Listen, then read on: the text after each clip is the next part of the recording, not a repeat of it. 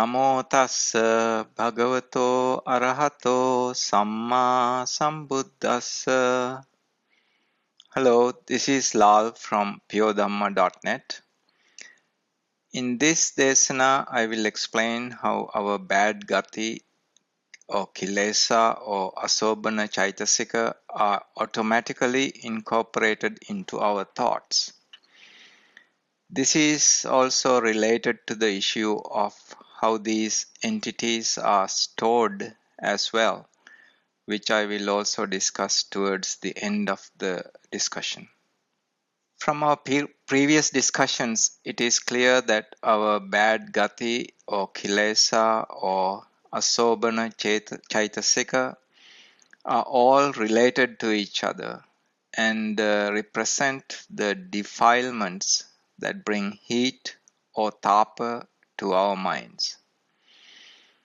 This is, of course, the root cause of the incessant distress or the agitation that we all have, and why the Niramisa Sukha is suppressed.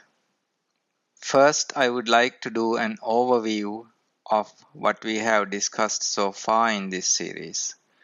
I just want to make sure to get the foundation right. At this early stage, we are not focusing on possible suffering in future rebirths. Here we are trying to understand the hidden mental suffering that we all experience in this life. There are actually two kinds of suffering that we experience in this life. We have two types of bodies, a physical body and a mental body. The mental body is where our thoughts are generated, and it is very fine body, and it's smaller than an atom, so no one can even see it. We will discuss this in detail in upcoming discussions, but for the moment, just think of this fine material mental body being inside the heavy physical body and actually controlling that physical body. So that is what we call the mind. The mind controls the physical body. One aspect of suffering is mainly the suffering associated with our physical bodies.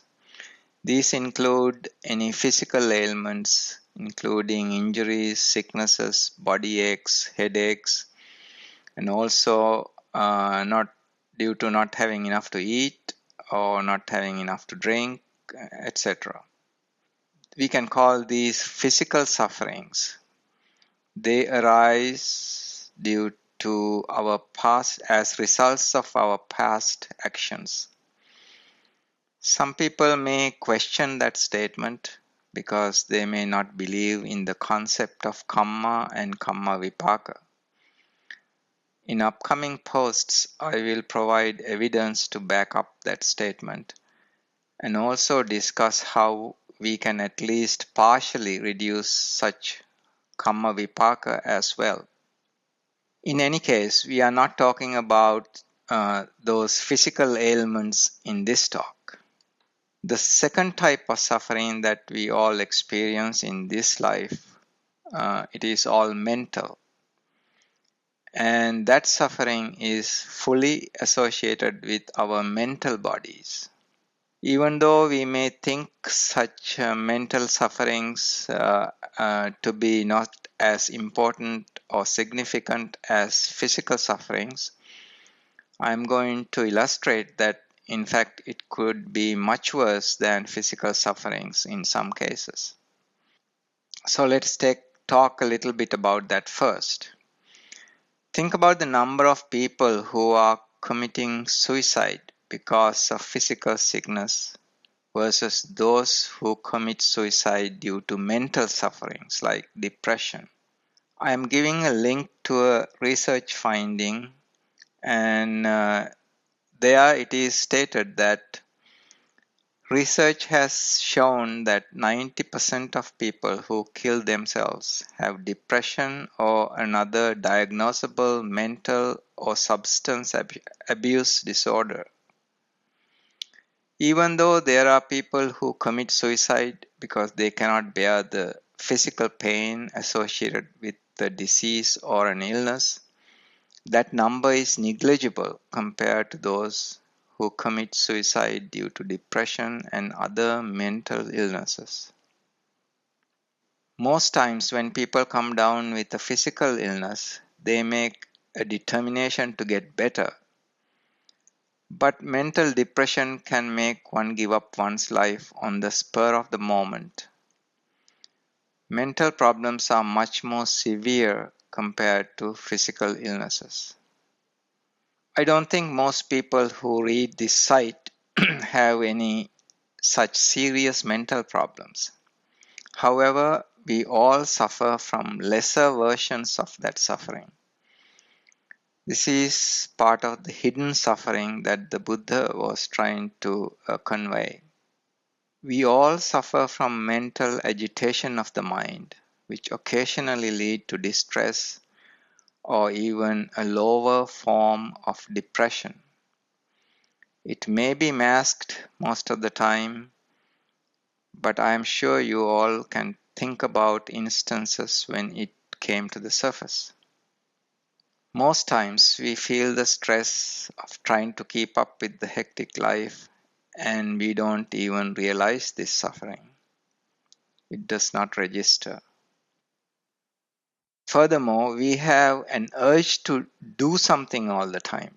We feel that something is missing or feel lonely or feel aimless at times.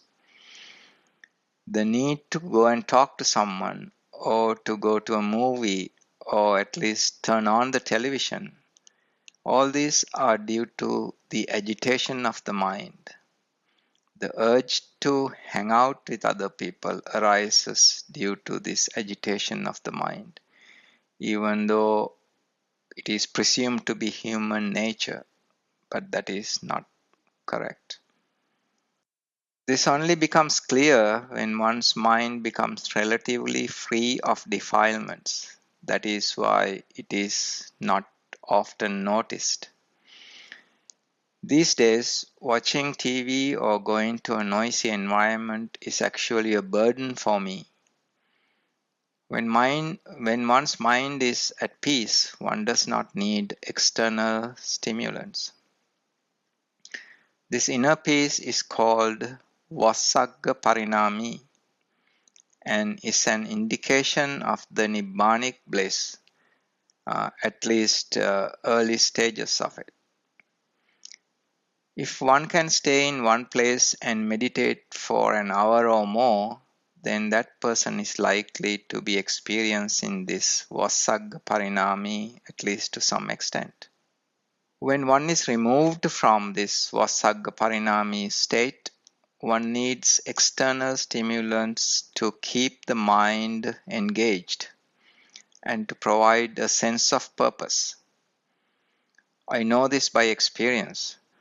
When I was working, I was looking forward to coming home and talking to my wife about the annoying people that I had to deal with that day. And that helped calm down my agitated mind. I also had to have my drink when I got back from work. But my job was not that stressful and I mostly enjoyed it. Still, there was an agitation of the mind at the end of the day.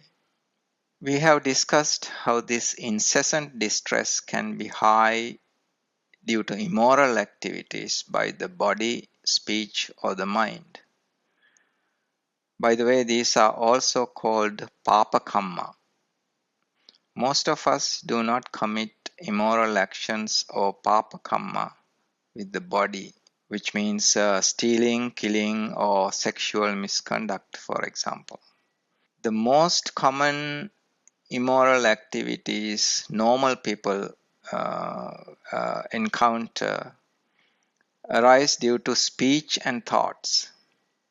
For example, lying, gossiping, slandering, and in general having hateful or angry thoughts about others is the main kind of papa kamma that most people commit. In my case, it was mostly due to becoming angry at people that I had to deal with at work. I get upset when people don't fulfill their obligations and become irresponsible. So I just needed to calm down when I got back from work. So even though I was not engaging in abusing other people, I was making a lot of bad manosankhara in my mind, so to speak. Let's take another example. Those people who are in the entertainment business, for example, possible problems arise due to excessive attachment to sense pleasures. Most use alcohol or even drugs, and the mind keeps asking for more and more.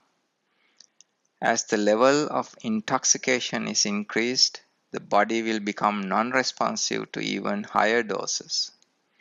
Then all of a sudden one has overdosed and is dead. We all know about the tragic deaths of famous singers and actors who died of such drug overdoses. Even getting attached to eating in excess can have bad outcomes in the form of mental distress, in addition to obvious health problems too.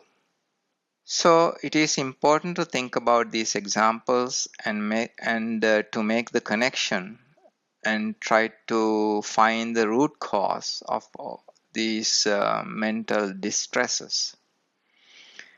In previous Dēsanas, we talked about how 14 types of asobana chaitasika or Kilesa contribute to the incessant distress of the mind. Now, on the other hand, when one has good and moral thoughts and engage in good speech and good bodily actions, one's mind is at peace. In contrast to papa kamma or immoral actions, these are called punya kamma or moral actions. In a previous Dēsana, we talked about how a chaitasika in a thought can be compared to colors that are used to paint a picture. Depending on the use of colors, one can get a pleasing picture or a depressing picture. That is a good comparison to what happens in our minds. So it's very simple, and it's amazing that people don't realize this fact. Bad thoughts lead to an agitated mind, and good thoughts lead to a calm, peaceful mind. It is as simple as that. When we have a calm and peaceful state of mind, our thoughts have mostly sobana chaitasika, such as kindness or compassion.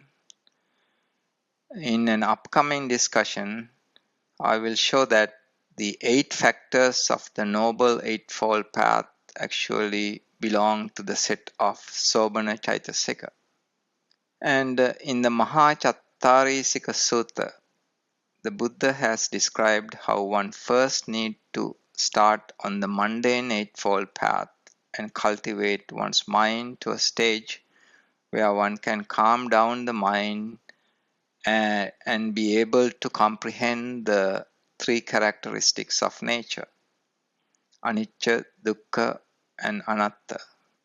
One cannot jump straight to the Noble Eightfold Path simply because this incessant distress is keeping the mind in an agitated state, where the Pancha Nivarana are covering the mind. We may not feel that to be the case, but it is.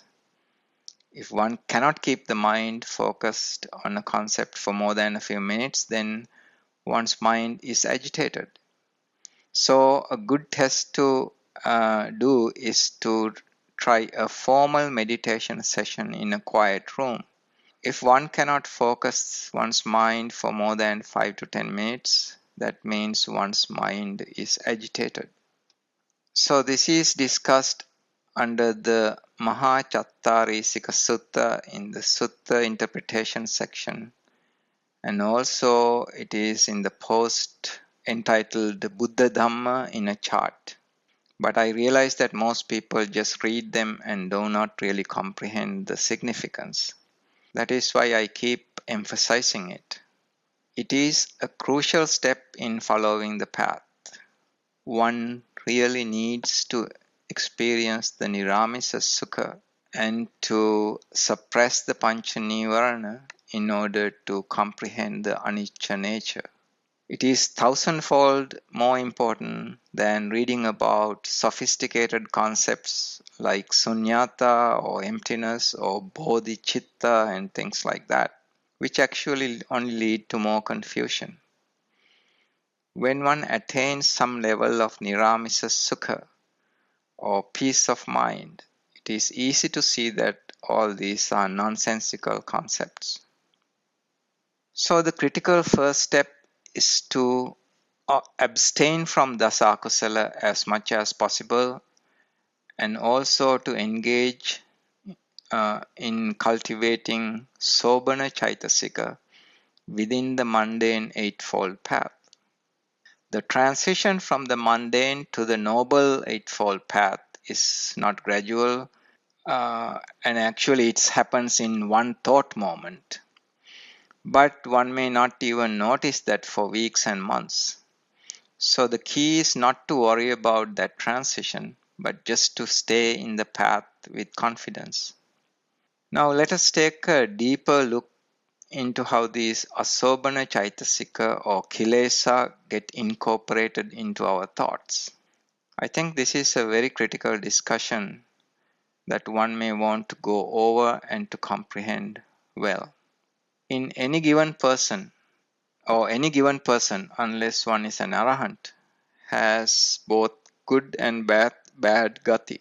Remember that the closest English translation of gati is habits or character.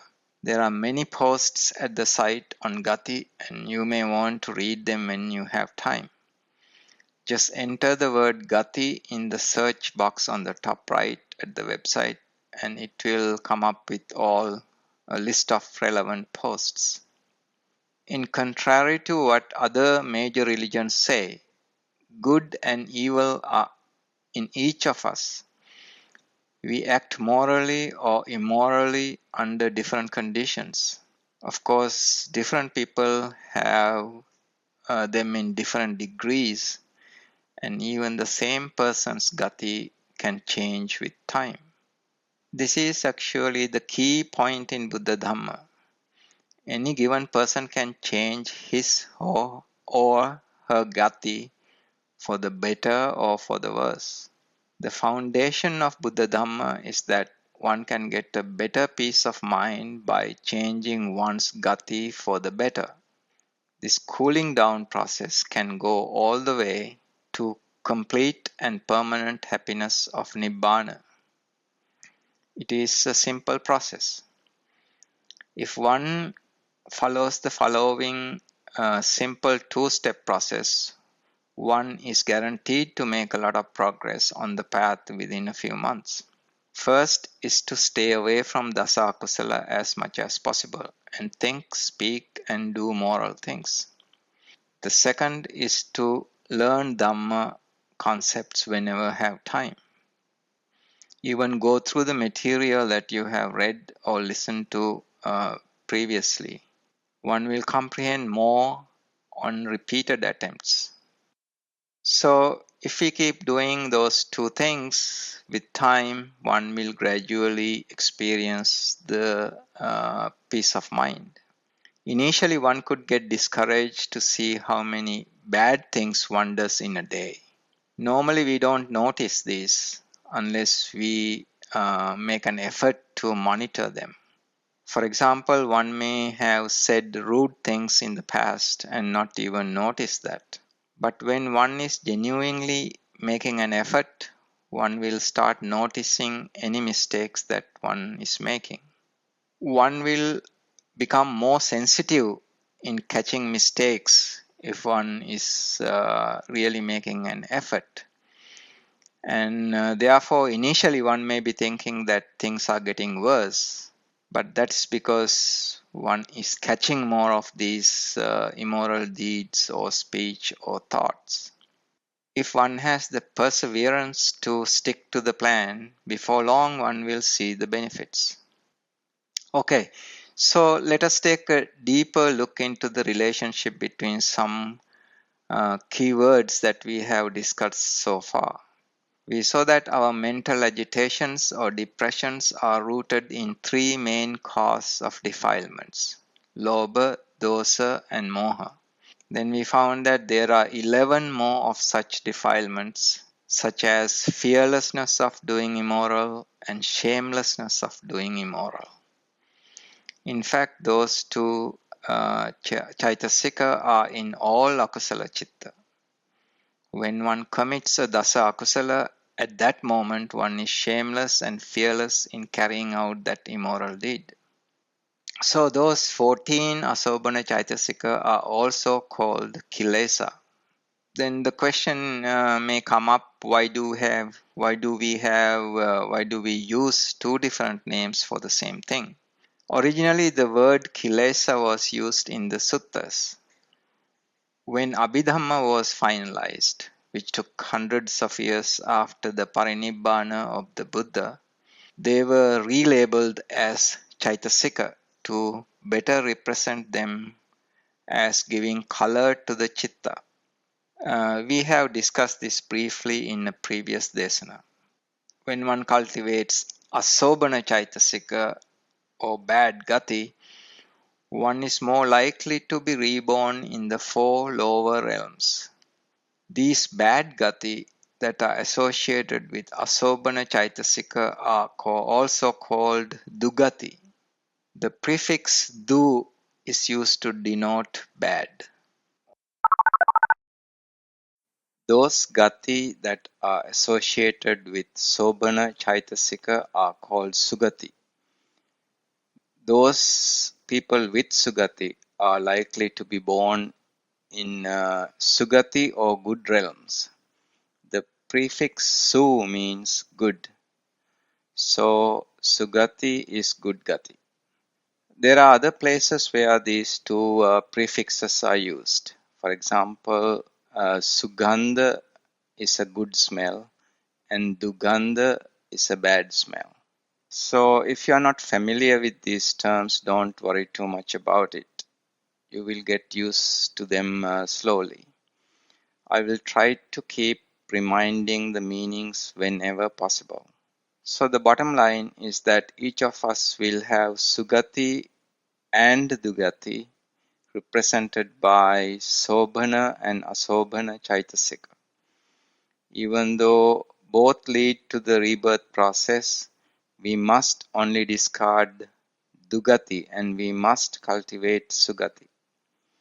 Our main goal is to avoid suffering, and the first priority is to avoid suffering in the apayas. And there is another reason why we must cultivate Sobhana Chaitasika or Sugati while getting rid of Asobhana Chaitasika or Dugati. The Niramisa Sukha arises with getting rid of Dugati and cultivating Sugati. It is easy to see that one has a peaceful state of mind when one is engaged in good deeds like giving to those who are in need and also being kind to others. This calm state of mind helps us comprehend the three characteristics of nature, anicca, dukkha, anatta, and advance to the next stage. So we must cultivate Sobhana Chaitasika, which are the same as Sugati. In fact, in a future Dēsana, I will illustrate that the 8 factors in the Noble Eightfold Path are indeed 8 of the Sobhana Chaitasika. The other Sobhana Chaitasika also help in this process. Okay, so now we have a pretty good idea about Sobhana and Asobhana Chaitasika and how they are related to our good and bad Gati or Sugati and Dugati. Now let's see how they can be triggered by external sense inputs and generate either moral or immoral thoughts and actions. First of all our actions and speech are controlled by our thoughts. This is easy to figure out. When you raise your arm, it is you or your mind that decides to raise the arm. The mind then gives that command to the brain, and the brain sends the necessary signals to the arm using the central nervous system. Also, when you speak, it is your mind that decides to say what to say. Again, it's the brain that sends the necessary commands to the muscles in the mouth area and the tongue to get the words out. There are two types of rupa called kaya vinyati and vachi vinyati that are responsible for our actions and speech. It is not necessary to get into details, but in Abhidhamma these are discussed in detail. However, it is good to spend a little time here to provide a brief introduction on how our minds control our bodies. You can find more details in the Abhidhamma section. By the way, scientists are way behind Buddha Dhamma in this topic on how our actions, speech, and thoughts are generated. They have the wrong impression that the brain generates these commands on its own. How can an inert brain decide anything? The brain is made of the same kind of atoms and molecules that make a chair or a tree. I have provided material in the Abhidhamma section to show that speech as well as our thoughts cannot be randomly generated in an inert brain. All our bodily actions and speech originate as thoughts in our minds. The best analogy between the connection between our physical body and the mental body is how a sophisticated military tank operates. The operator inside the tank cannot see what's going on in the outside without the help of the video equipment mounted on the tank, and also the onboard computer that processes and relays that information to the operator. In the same way, the mind associated with the mental body that is located inside the physical body is the operator that controls our heavy physical body. This mental body is also called Gandhabya. This Gandhabya is the mental body that we talked about in the beginning of this talk. So the Gandhabya can be thought of as an extremely fine mesh that overlaps the inside of the body, physical body. The mind is located in the Gandhabya or the mental body and is located close to the physical heart in the physical body. This is an important point to remember. Brain that's in the head is like the computer in our analogy with the military tank. The brain is the one that processes the information that's coming from the outside and also converts the help carry out the commands made by the mind in controlling our physical body. Just like the tank operator cannot see the outside of the tank without the help of the video cameras mounted on the tank, the Gandhabya cannot see the outside world without the help of the physical eyes mounted on our physical bodies. When we walk, our eyes keep monitoring the road ahead and send that video information to the brain, and the brain interprets that information and passes that information to the mind. Then the mind decides where to move and gives appropriate commands to the brain, which gets our legs moving in the right direction. So in the same way, the video cameras mounted on the outside of the tanks sends pictures of the landscape to an onboard computer, and the computer relays that information to the human operator inside the tank.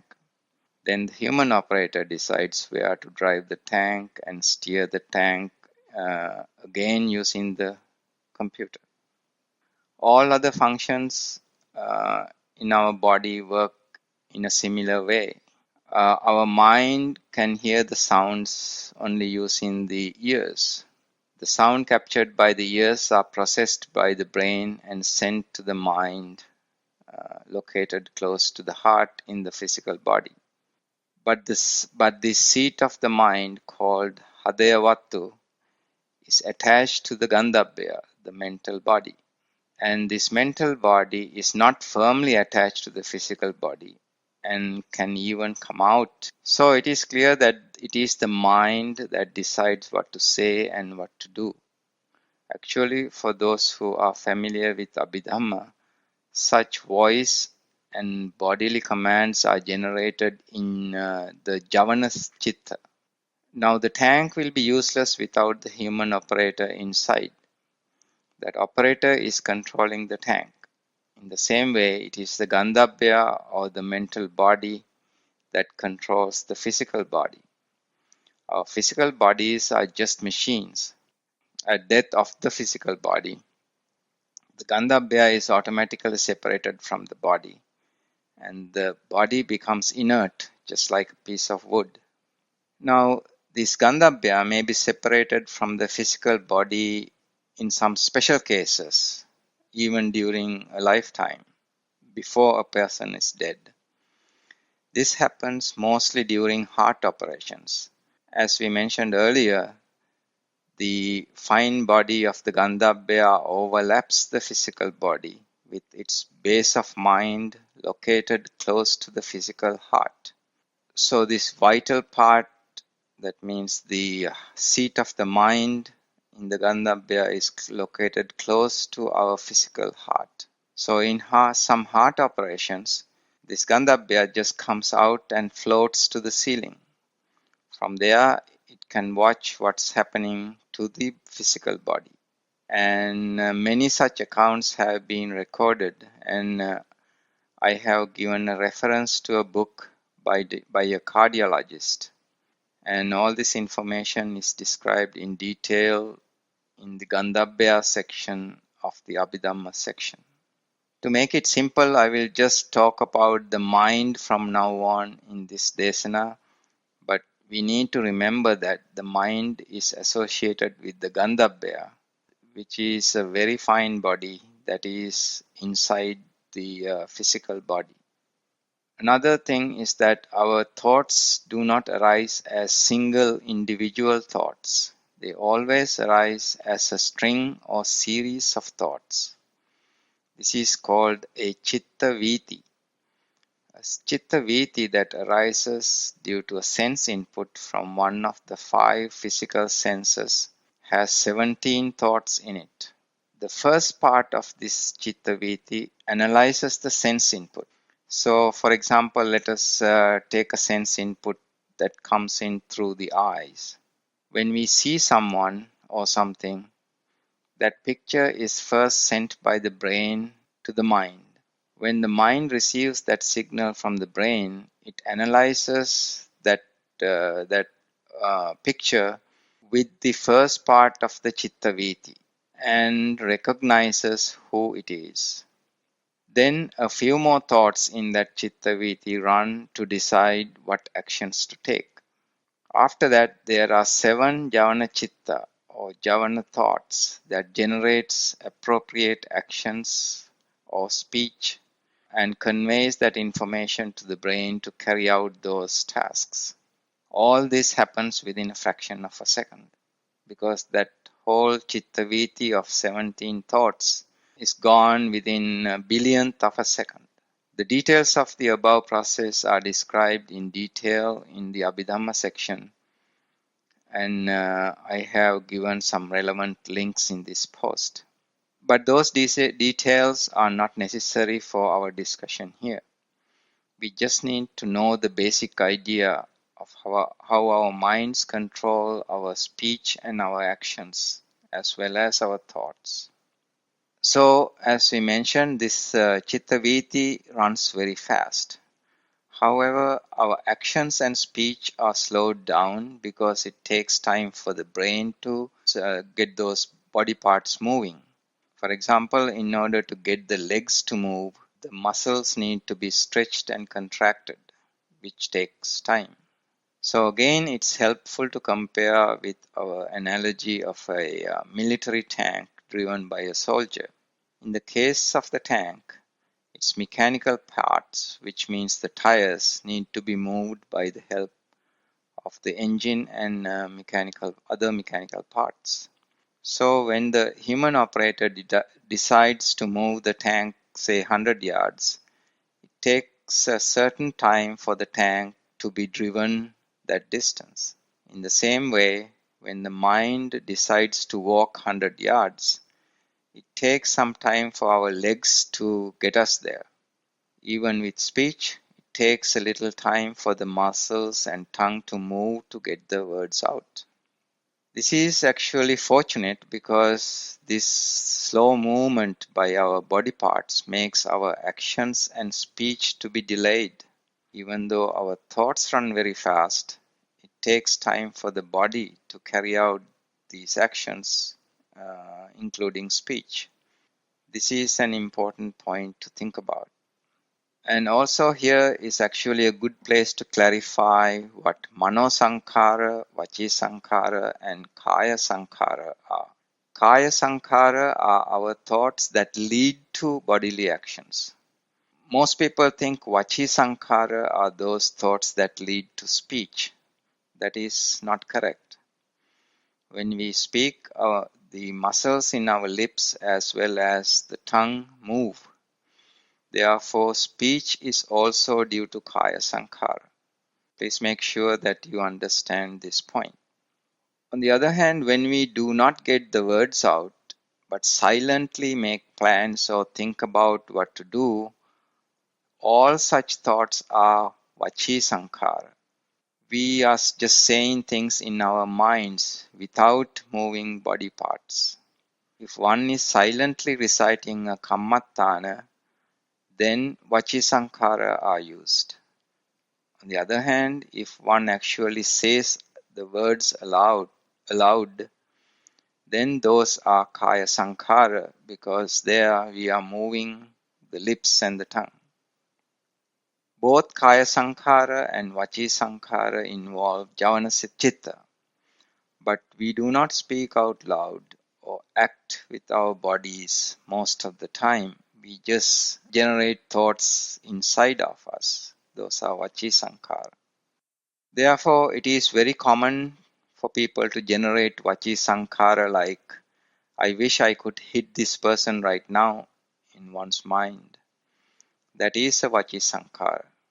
But of course, one does not say it out loud or actually hit that person most of the time. Even though no Kaya Sankhara was done, Vachi Sankhara could be done in great amounts. This is a very important point. Most of us get into trouble with these silent Vachi Sankhara.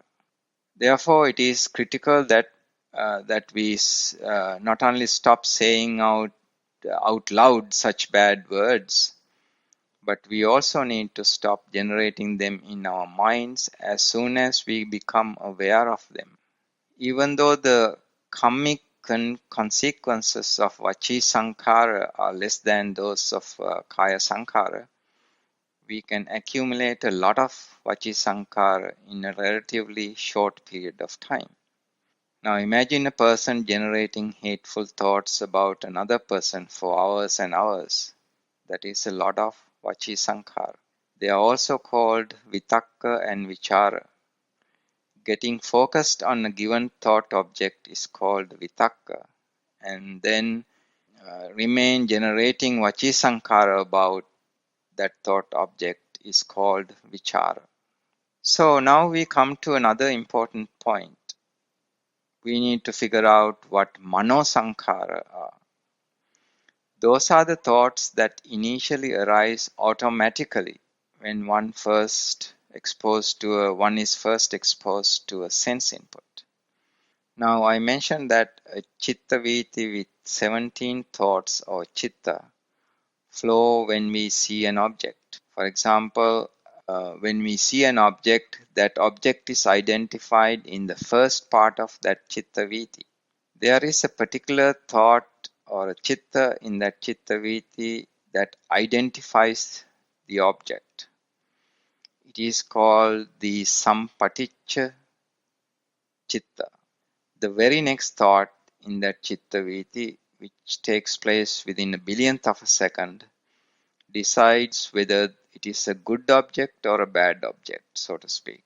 What to do about that object is determined by the next chitta, and that is called Vattapana chitta.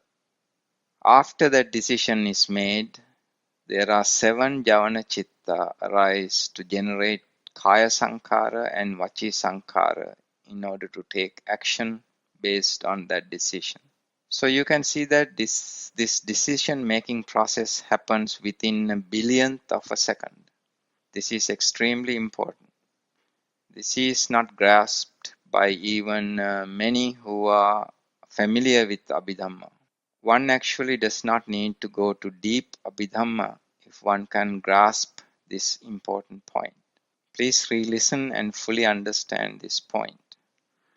Manosankhara, or our initial reaction to a sense event, occurs without any conscious thoughts by us. They just take place entirely based on our Gati. They arise automatically within a billionth of a second.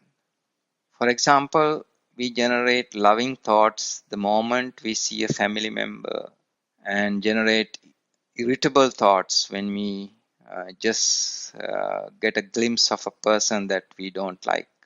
When one hears a good piece of music that one loves, one stops and listens automatically. That first reaction is automatic, and it is based on our Gati. Those Javana Chitta Jatta generated have a set of Chaitasika. They could be a set of Sobhana Chaitasika or a set of Asobhana Chaitasika, depending on that object, and accordingly can lead to Kusala Chitta or Akusala Chitta. Therefore, we automatically generate such Manosankhara. They are called Manosankhara during that initial Chitta Viti that happens automatically within a fraction of a second after we see the object or hear the sound. This is why we don't have control over Manosankhara. This is a critical point to remember. The other point to remember is that we always can reverse this initial automatic decision.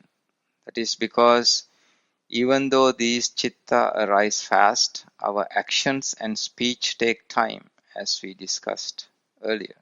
This is why we can be mindful and control our actions, speech, and vachi sankara in time to prevent any harm to be done. So let us discuss this important point now. Now, based on that first chitta viti, there could be many more follow-up chitta viti, especially if the sense object was determined to be an important one. Let us take an example.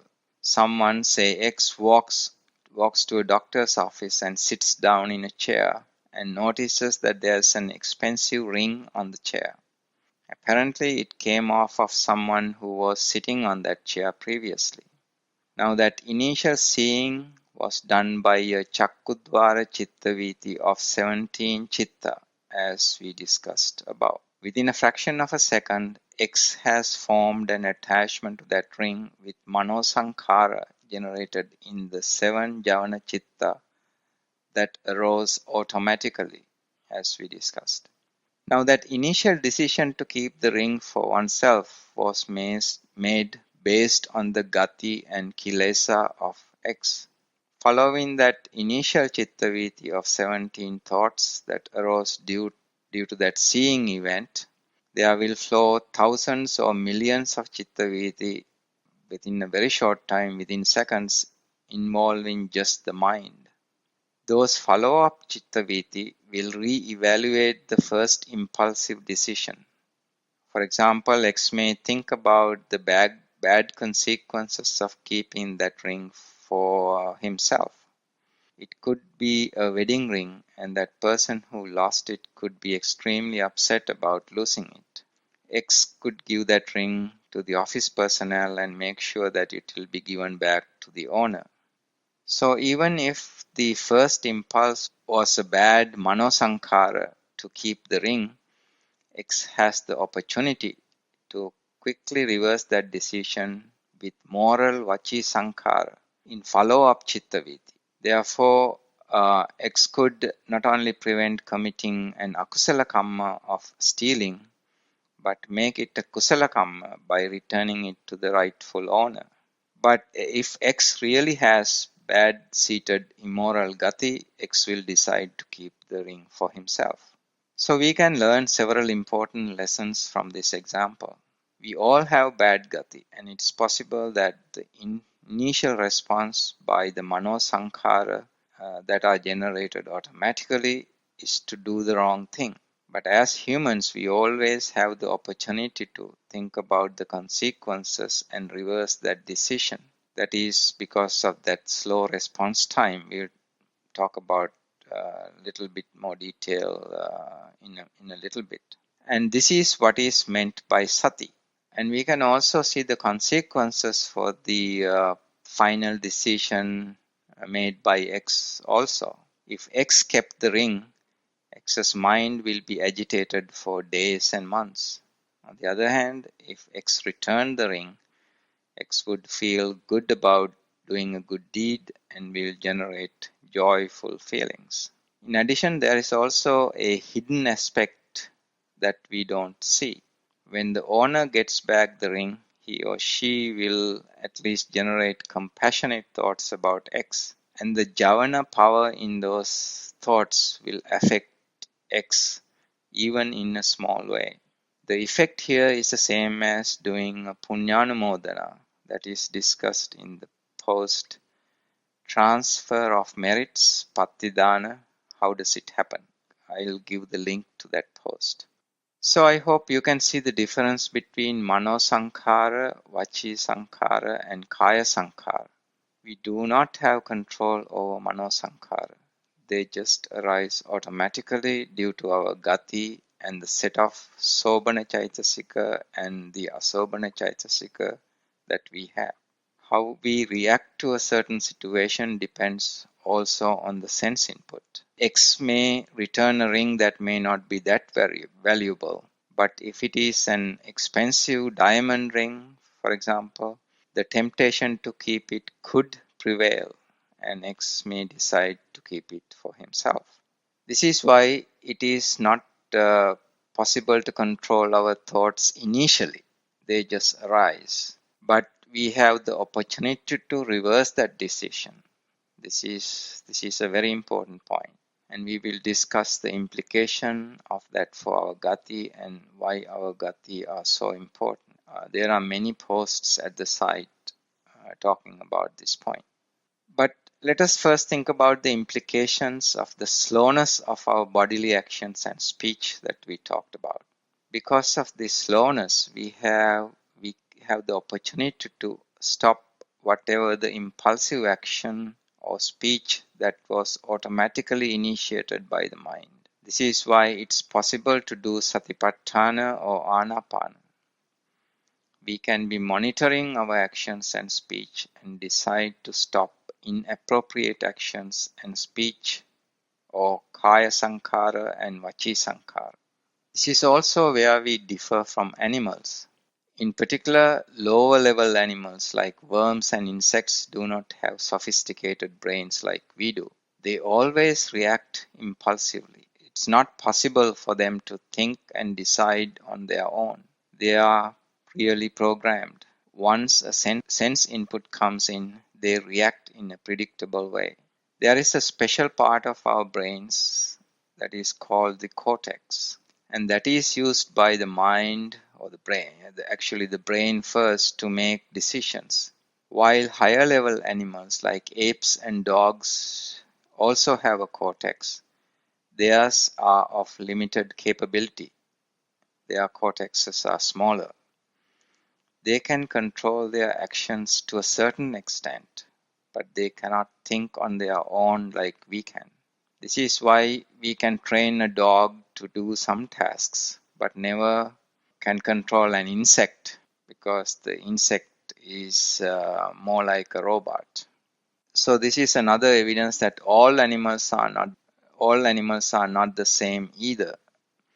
Dogs are inferior to apes, for example, and insects are inferior to dogs. Different types of brains of animals and humans are discussed in the post about the Truvine brain. I have given the link to that post. That post discusses the brains of various animals and humans and the importance of the cortex. So now we can see that our Gati or Kilesa or the sets of Sobhana and Asobhana Chaitasika that we have are responsible not only for our initial reaction to a sense event, but also contribute to our thought out eventual decision. So they are responsible for our initial reaction, because if we have a lot of bad Gati, then the initial reaction is to do something bad. But even then, we have another opportunity to reverse that decision. And that decision is also based on our Gati. If we have at least some moral Gati, we can reverse that initial reaction and do the right thing. If we let our initial reactions to take control, we will not be any different from animals. Not only that, we will not make any progress in achieving Niramisa Sukha. When we learn to reverse our initial tendency for an immoral act, and if we keep doing that regularly, it will become easier to reverse such immoral initial reactions also. This is because our bad Gati or the set of Asobhana Chaitasika will lose power with time if they are not used.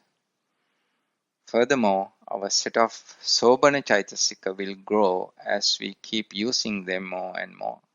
This has been discussed in detail in many posts on Gati at this site. Now, in the last discourse, I promised that we will talk about the question of where these Kilesa or Asobhana Chaitasika or mental impurities are stored. We can tackle this in an indirect way first. Having various Asobhana Chaitasika is the same as having certain bad Gati or Dugati.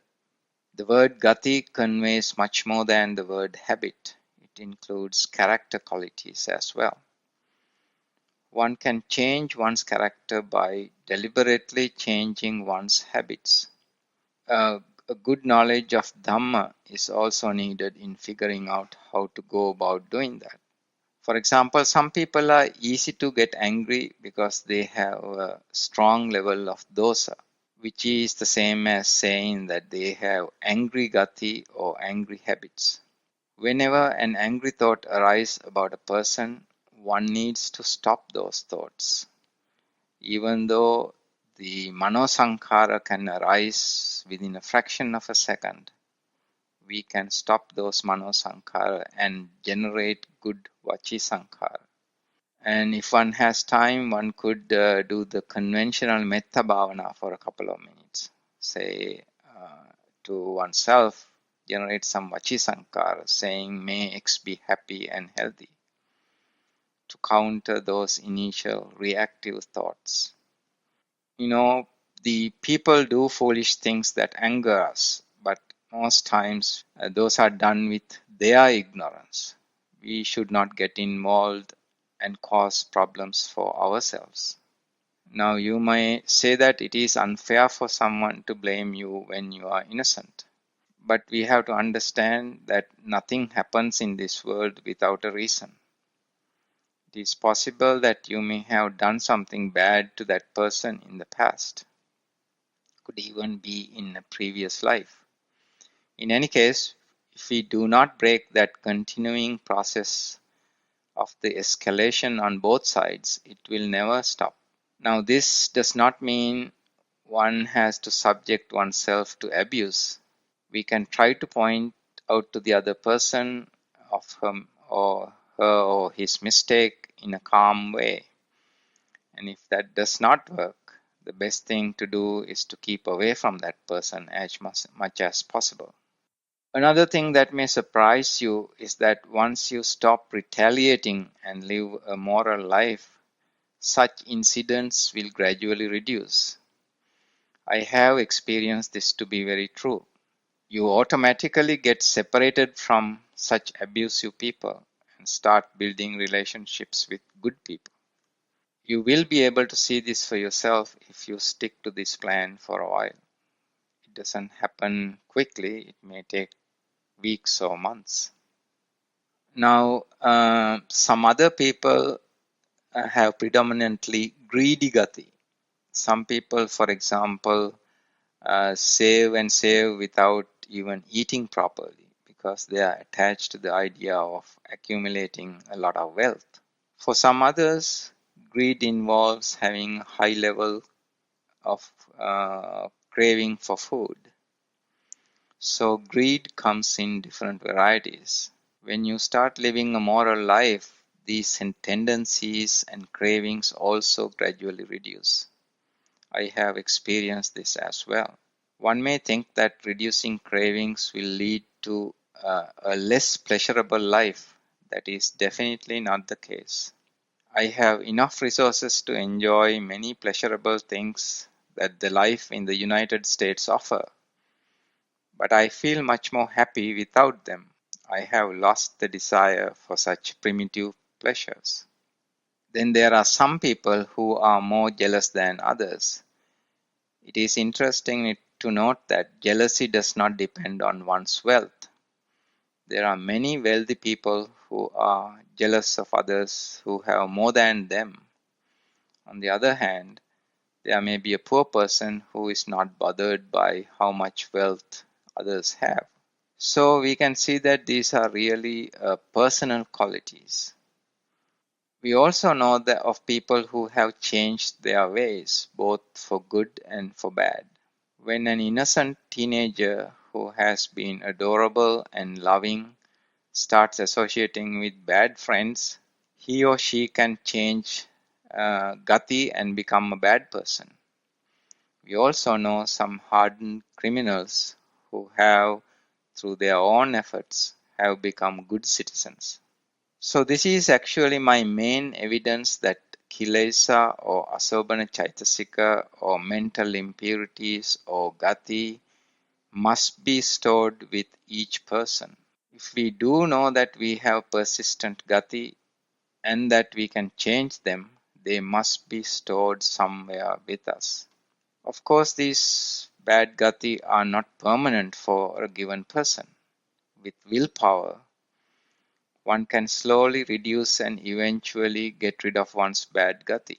As we saw above, even though Mano Sankhara can arise automatically, we have the power to stop them and generate new Vachi Sankhara to counter those initial bad Mano Sankhara. Furthermore, we all have good Gati or Sugati associated with Sobana Chaitasika too. We should cultivate those Sugati that we have. At the same time, we are trying to get rid of Dugati or bad Gati. Now we can take a bit deeper look into the question of where these Gati or Kilesa or Chaitasika are maintained or stored.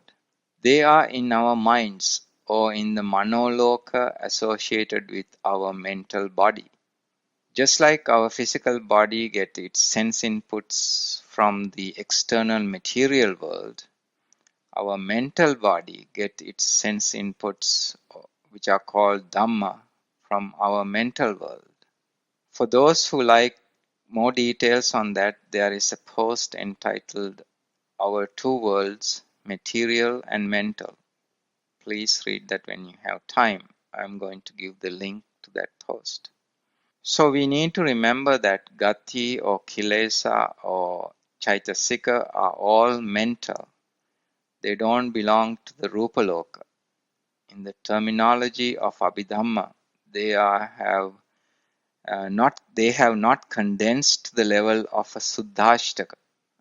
But we don't need to go to that deep level to understand them. To take an analogy, we are surrounded by many radio and television stations and cell phone signals, but we cannot actually see any of them. We need a specialized instrument such as a radio, a television, or a cell phone in order to tap those signals or energies and be able to monitor them. Gati or Kilesa or Chaitasika are like that too. Those energies are with us all the time. It is our mind that can access those energies. When our minds are covered by Pancha Nivarana, the Sobhana Chaitasika do not have an opportunity to come to the surface. When our minds are burdened with greed, hate, or excitedness, or lethargy, those Sobhana Chaitasika are kept hidden. That is why even a reasonably moral person may commit an immoral act under certain situations when those Pancha Nivarana are covering the mind. And this is also why the environment plays a critical factor too. It is easier to generate hateful thoughts after having few drinks, but such thoughts are unlikely to surface when one is at a temple or in a quiet place. So this Dēsana has run a bit long. It is a good idea to re-listen to it later. You may be surprised how much more you can grasp by re-listening, especially if you read the relevant posts in between. May the blessings of the Buddha, Dhamma, and Sangha be with you always.